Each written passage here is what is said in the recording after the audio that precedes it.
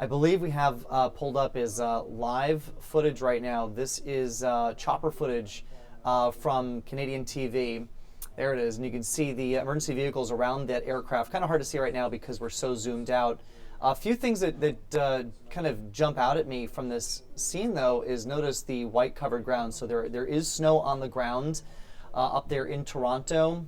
Chopper shot's kind of scanning around right now, but the weather conditions that we know that are happening up there at the moment, right now there's a crosswind across the main runways that they're using. It's a very windy day in Toronto.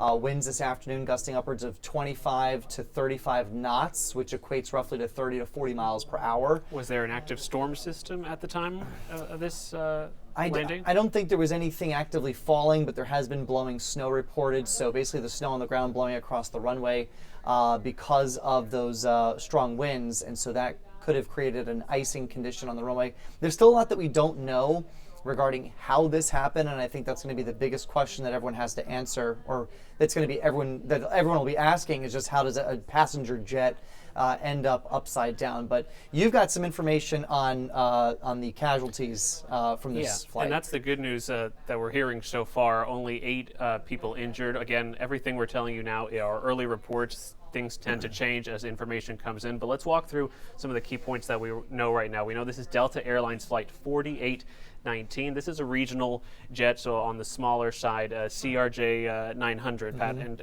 that's the same type of jet that we saw involved in the American Airlines Black Hawk chopper crash just a few weeks ago. That's correct. So talk to folks about what you know about that aircraft. Smaller in size, right? These are regional jets. This is one of the bigger jets, though, in the CRJ family.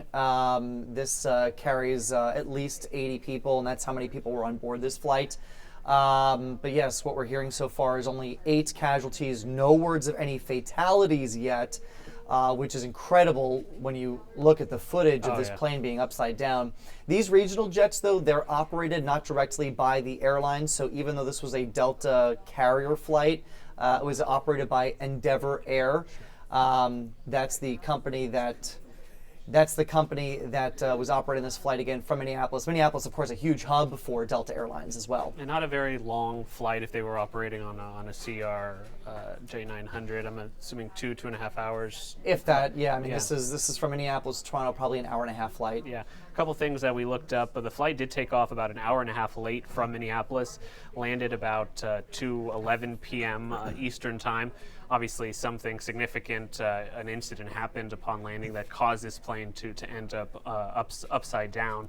And when, again, hopefully we can pull up some pictures that we're seeing on Twitter. Lots of really powerful images of this flight, of this plane on its back, and people actually getting off that aircraft, Pat, as it's upside down. Firefighters, we didn't see any pictures of active flames, so firefighters were there seemingly putting something on the plane to make sure it doesn't combust. Yeah, so I did hear some ATC audio when the crash happened. The crash happened, let's see, I would say about almost 2 hours ago. The crash happened about an hour and a half to 2 hours ago. And when the crash did happen, I was listening to the air traffic control audio pulled up from the time of the crash, and they were talking, the air traffic controllers were actually talking to a medevac helicopter that was going to be traveling through the airport, and they got rerouted to this crash.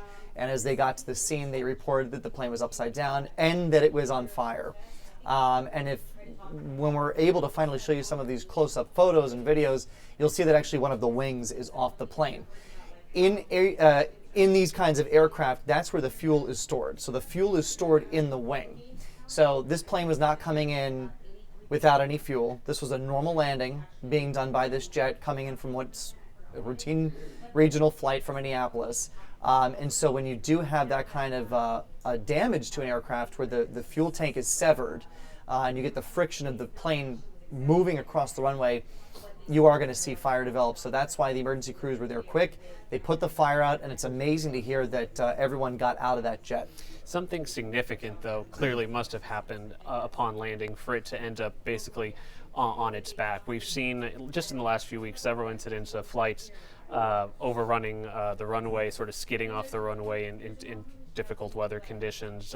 One comes to mind in the last couple weeks, but for it to actually end up on its back is definitely It's unusual, incredible. is it not? Yeah, I don't think I've never seen a commercial jet end up on its back. You know, small planes, they end up upside down. We saw it this morning in Pearland. We had a small plane that ended up upside down. That a little more commonplace with accidents, just because with smaller planes, as they hit, you know, a soft surface or the grounds, they catch on that front nose gear, and those planes are so light they easily flip over. These jets do not just flip over, you know, front to back.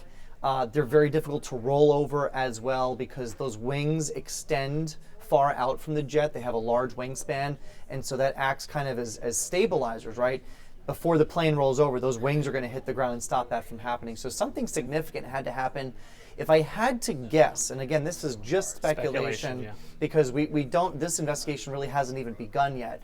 But if I had to guess, I would say that the wind was likely a factor in this accident. Again, the winds reported at the airport were 30 to 35 miles per hour, roughly at a 40-degree angle to the runway. So it's a crosswind that we're talking about. And what happens in these crosswind situations is these jets, they crab into the wind. So even though they're moving forward, they're actually at an angle. So they're still moving forward, but they're facing into the wind. And then once before touchdown, they'll try to even up, they'll try to square up with the runway, and then they dip their wing into the wind as they're pushing the rudder in the opposite direction. It's really quite a delicate balancing act. I was going to say, it's not a straightforward It's not simple. landing. No, it's something that if you've done it many times through you're used training, to. I mean, it's secondhand to these pilots, because pilots are flying every day in these kinds of weather conditions. But if you were to get a strong gust of wind out of nowhere, what we call wind shear. Wind shear is a very dangerous thing that pilots encounter. It has been responsible for accidents in the past, and it's most dangerous on landings when the aircraft is in what's known as a dirty configuration. It's slow moving. It's got the flaps are down on the wings, so the airplane isn't able to maneuver as agile as it would if it was in a clean configuration with the flaps up, moving at a faster speed. So aircraft are particularly vulnerable to these big wind shifts on final approach and short final approach when you're right above the runway. So my speculation would be, based on what the winds were reported at the airport around the time of the accident, is maybe they caught a strong gust of wind, overcorrected, and clipped the wing and kind of rolled into it. But I can't imagine another way that this might have happened. Again, it's speculation. We don't have any footage that I've seen so far on Twitter of the accident itself, only at the aftermath. You recall in the Black Hawk chopper crash with the CRJ, the American Airlines flight, there was that really good airport video. Right. There may exist. This Exactly. may exist, but we don't know at this Yeah, point. I'm sure we'll get some good video as time goes on. We do have a statement from the FAA that confirmed that Delta Airlines flight 4819, this crashed while landing at the Toronto Pearson International Airport in Canada around 2:45 local time, so it's Eastern time. So again, now roughly an hour ago. This was carrying 80 people on board, and all 80 people amazing. evacuated, which is stunning. This was a CRJ 900 aircraft that departed the Minneapolis-St. Paul International Airport. So again, a pretty quick flight, a routine flight. I'm sure it's a route that they run several times a day. So let's walk our viewers about what's going to happen next. Obviously, sadly, we've been getting a lot of training and covering these things the last few weeks, and the NTSB has been getting a lot of hours logged in responding to these types of incidents. So walk us through how this usually works. The NTSB, we know, will immediately send out a response team to Toronto Pearson, take a look at the wreckage. This is a little different because they'll have easy access to the black box and Yes. to all the other the voice recorders and all the other tools they'll be able to use to Well, piece not together just- what happened. And not just that. And they can talk to the pilots. They'll be able to interview the pilots, exactly. Yeah. So they'll be able to interview the pilots.